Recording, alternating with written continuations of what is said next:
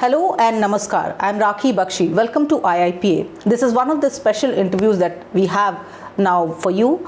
As you know that UPSC 21 examination results are out, and a lot of stars that we are watching who have come, who have done well in the exam, but we want to understand from them as to what does it take. We have a very special guest with us. He's Subhankar Pratyush Pathak, who's scored 11th rank this time in UPSC 21 examination, and he's come out with flying colors. We are going to talk to him and understand from him what it takes to be looking at civil service in India today.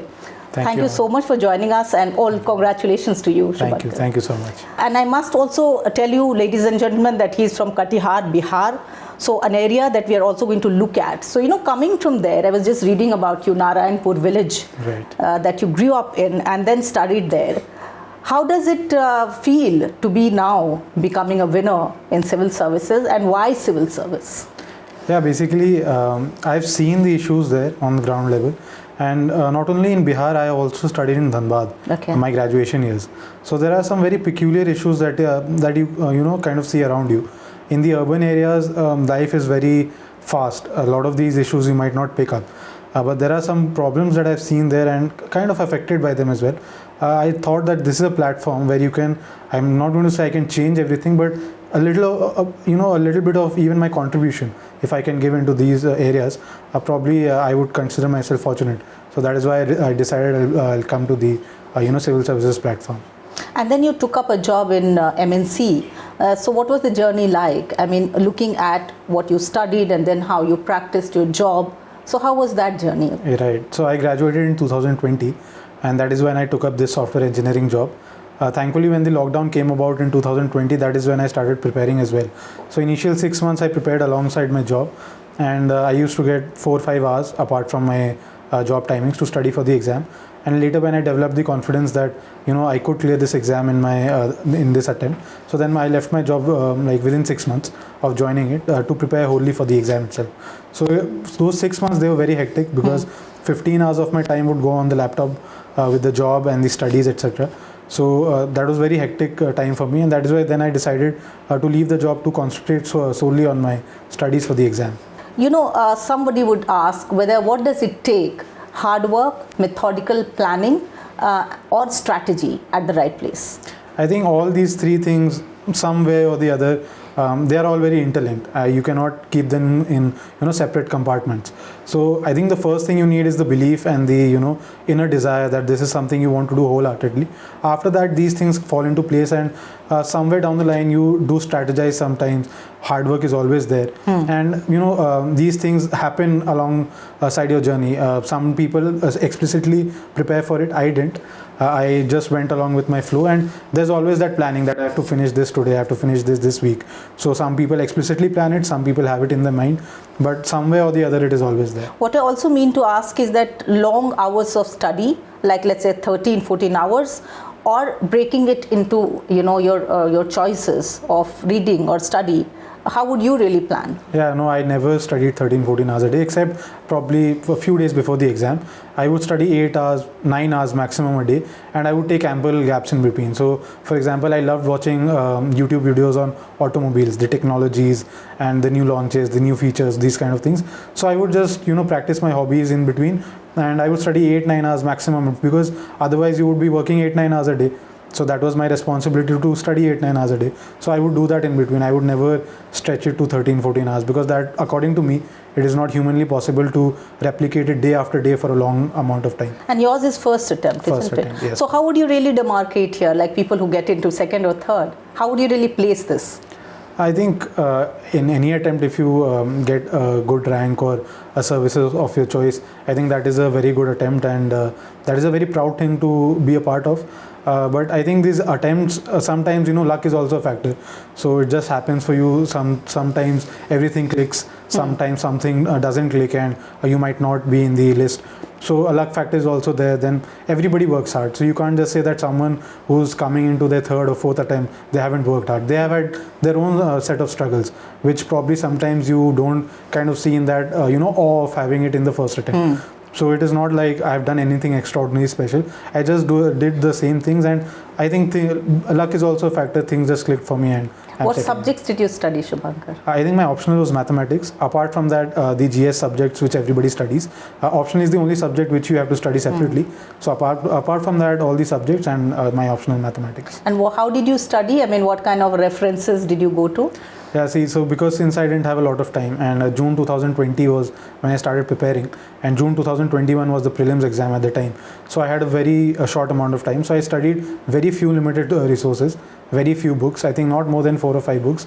And after that, my class notes, which I was taking coaching from. So I just kept revising them quite a lot. I just studied very few things, but I studied them very extensively, to the extent that I knew on what page what was written and what I had written on that page. So that if anything in the exam comes from that part, at least I'm not doing that wrong. Are you also thinking of sharing your notes? Some of them do actually. Yes, ma'am. I have been trying to scan the relevant portions, and I'll be uploading them on some public platform so that other candidates who want to take benefit of it can take it. But I would also suggest that people should make their own notes, because sometimes if I am noting down something, there's also a background to it, and probably I know about it, so I'm not just jotting it down, but some other person might not know about it, and they might want to remember it before they go for the exams. So it is always better to make your own notes, because you'll remember them better, and at the end of the day you have to write in this exam. So if you write your own notes, it gets easier. And talking about study materials, but also newspapers, journals, magazines, you talked about social media, but how much of social media and what kind of study material? I use very limited social media in general as well, and during my preparation also it was very limited. So I studied the Indian Express early in the morning. That was my routine. My day started off with that, and then I used to cover current affairs from a particular coaching's magazine.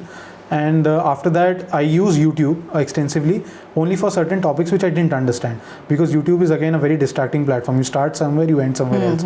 So I just used to type in the topics I didn't understand. I would use the keyword UPSC. I would see the videos, and that's it. So YouTube I used to understand a few concepts, and otherwise my basic reading material. How would you really look at words like focus, concentration? How would you describe it for others? I think it comes with, as I said, the inner zeal. So if you have it, then you will always be focused, and concentration is just something, see, it is a very momentary thing. So it is not that you will be if you're studying 8-9 hours a day, it is humanly impossible to study 8-9 hours with complete concentration and focus. So you have to maximize the times in your day when you are the most productive. So I was very productive early on in the day, and at the night I was the least productive person that you can see. So I ensured that I studied most of the times in the early parts of the day. So like my brother is the complete opposite. He's a night owl. So he studies whenever he has to study. He studies in the night. So you have to figure these things out for yourself. Your personality, it just that has to be there. Leadership. What's your idea about leadership? Because as a civil servant, you'll be leading, right, isn't it? Maybe in a district, further. So how would you really look at it? I think leadership is much more about man management. It is how you identify the individuals, what are their strengths, and even criticism, how they take to criticism, and how do you want to, if there's something that you want them to do better. And another very important aspect about leadership is that how you listen to those who are around you. It is not that if you are the leader in a particular setting, then you are just there to give directions. You should be equally receptive to feedback, how to change yourself, and try to understand the problems of the group as a whole. So you are part of the team. You are not above the team. That is the thing. There are two things I want to ask you. First, that your job is an MNC. I can see the clarity when you speak, and the communicative skill also, I must say, which you have. Does it help? In some ways, yes, because if you have that clarity, if you're thinking something and you can communicate it, that is always the best thing to do. But in this exam particularly, you need two types of communication skills. One is the written skills, because ultimately what you're writing in the main examination has to be conveyed to the examiners who are going to check your copies. So that is very important. That I think most of us do develop because of the kind of school education system we have, especially 12th boards and college exams. The other comes to the communication aspect when you are facing the personality test in front of very senior civil servants. So there, in fact, they give you a very warm kind of atmosphere so that you're not bogged down by the atmosphere there. So that in that environment, when they're asking you questions, for example, I was asked questions on very heavy topics such as my views on reservation and Bihar's law and order problems. So there you have to be very clear with your communication. You cannot be very as if you're saying something and they are understanding something else. So that can be a disaster. So some of these things very pointed kind of skill there. Right. Just learned that your father is also Secretary of Technology Development Board. So being the son of, let's say, a worthy father, a worthy son of a father, how do you really look at it? How did he feel? How is the experience? I think my inspiration to become a civil servant comes from there, because I followed his career very closely. I've seen it very closely. I've seen the highs, I've seen the lows as well. So my just inspiration to become a civil servant comes from there. And this is something I've also conveyed to him quite a lot of times when I was even in school, that probably something I would want to do. But as I said, I didn't have the confidence in school or college to actually sit for the exam, because I was not sure whether I would be able to clear it or not. And obviously after the results came, the family was very proud, very happy, because when you're preparing, it's just not your preparation, it is your family's preparation. For example, I would like to say that my schedule, that is how the family lived according to it. If I wanted to study it sometime, they would not make any noise. Supportive environment. Exactly, that sort of family environment becomes like that. And that is why when your result comes, it's just not your result, it is your entire family's efforts that goes into it. So I think it was a very proud moment for all of them. And so Mr. Rajesh Kumar's son, Subhankar, or Subhankar tomorrow, I think he will take pride in saying I'm his father. But taking on from there, today's governance is also about a lot of emphasis on digital infrastructure, digital innovation. How would you really look at it? This whole vision for India, in fact, Vision India 2047, 25 years hence. How would you really look at this forward-looking approach? I think it is very important, because digital, is something, this environment, the entire digital environment, it is something which brings inclusivity. So we have already seen the success of UPI in very remote areas of the country.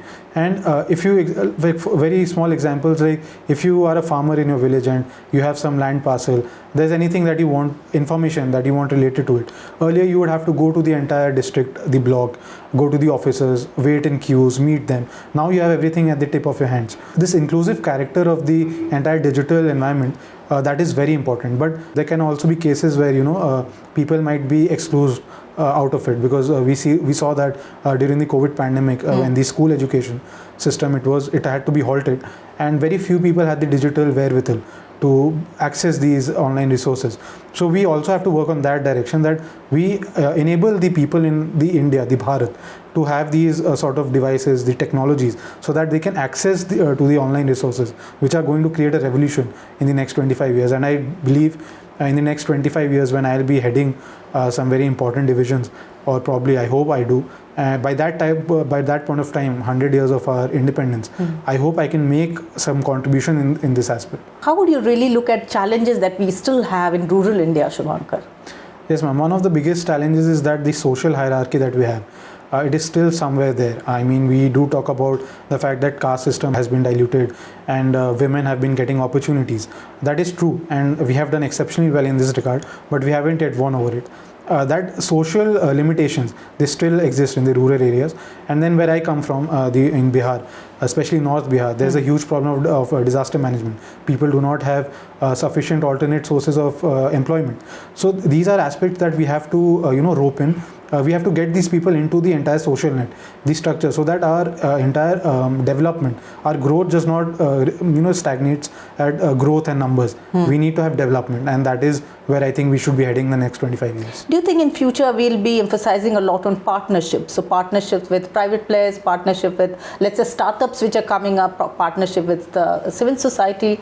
How would you really look at partnership being that bond of governance also? I think it is very important, because what happens is sometimes when you are a civil servant, you have a whole lot of responsibilities, and it is very difficult for civil servants, because I've seen it with my father, that they go and do field work every day and get to understand the problems every day and probably chalk out solutions on an individual level.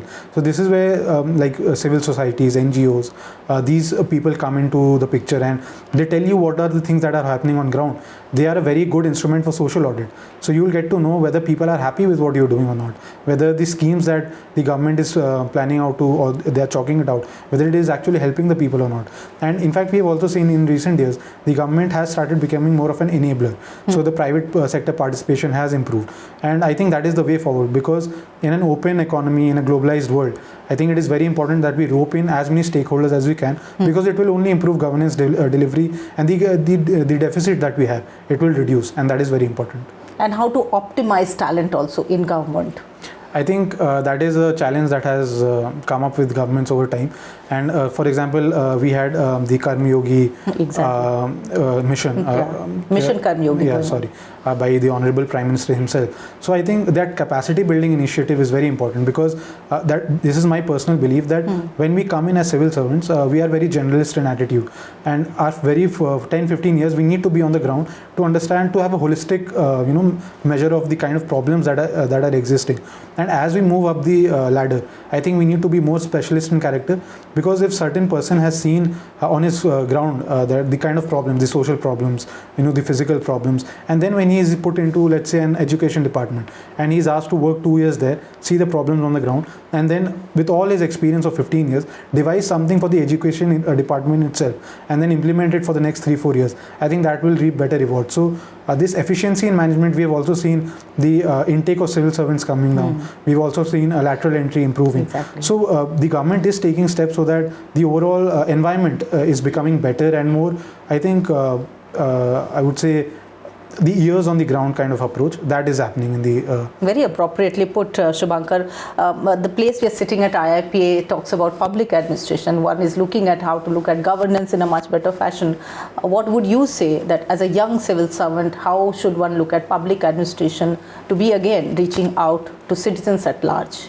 Yeah, I think one of the biggest issues that I've seen in civil servants, and I'm aspiring to be one, I hope that I don't be a part of this problem, is that after a certain point of time, what happens is that the class difference between a civil servant and the public in general, that kind of increases. And this is what I've seen, is what I've observed around me, is that sometimes civil servants may get this attitude that when people are approaching them, they are probably second-class citizens to them.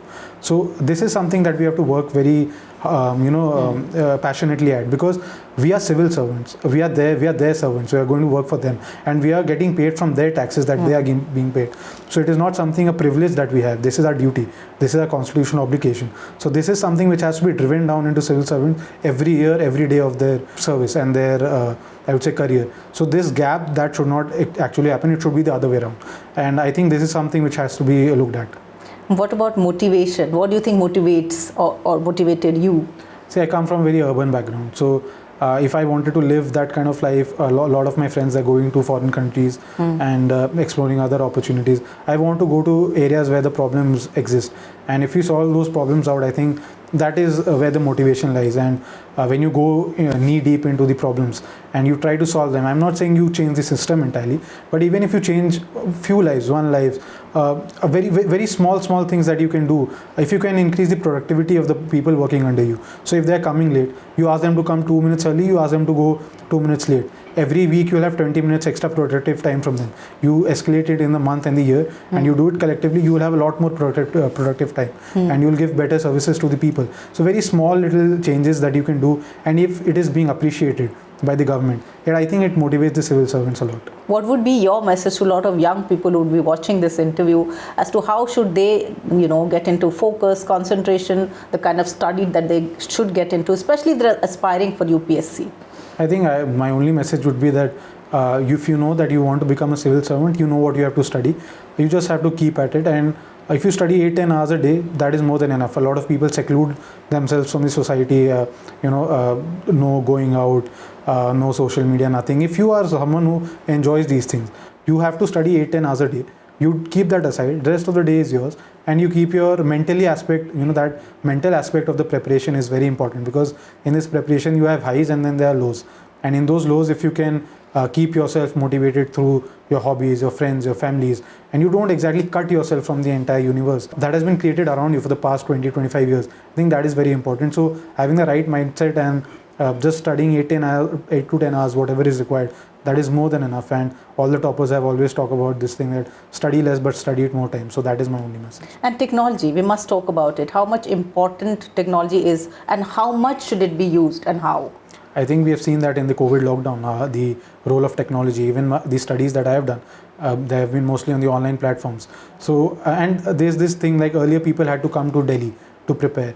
and live in one bedroom rooms in very claustrophobic spaces, and it takes a toll on you. So you're spending more money as well here, and you don't have that kind of support system at home. So if you're studying at home and you have all the resources, I think online resources are very important, because today you can get notes from toppers, so you understand how they made notes, what they studied.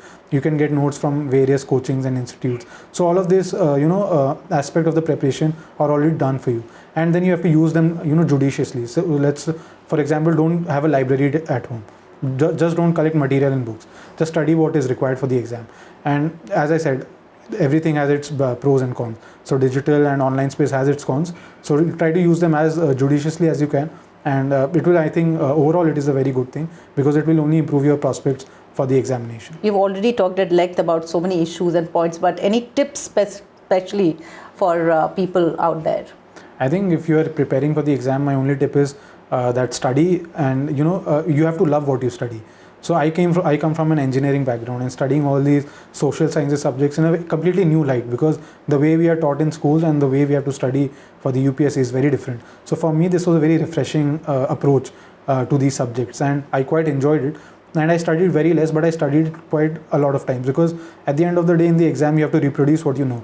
So if you know very few things, like if you know a lot of things but not at a lot of depth, it is not going to help you in the exam. It is always better to know less but know it as well as you can. So that is always going to help in the exam. That is my only tip. Subhankar, thank you so much for talking to us here, and we wish you all the best in your life and career both. And that was Subhankar. It was a pleasure talking to him. I think I learned a lot, as I'm sure you would. So thank you for watching this interview, and namaskar.